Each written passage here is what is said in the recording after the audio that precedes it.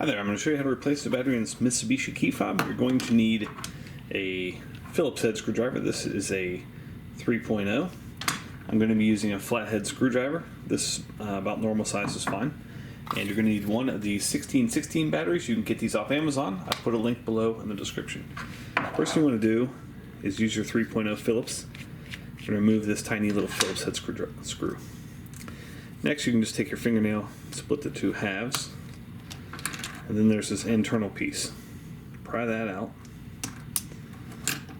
and then use your flat tip screwdriver on this end right here. There's a little notch. Pry those two open. Now you have access to your dead battery. You can pop it out with the flat tip screwdriver. There's your old battery. The new one goes in, positive side facing down. And then you just want to clip these back together, and you can test it at this point.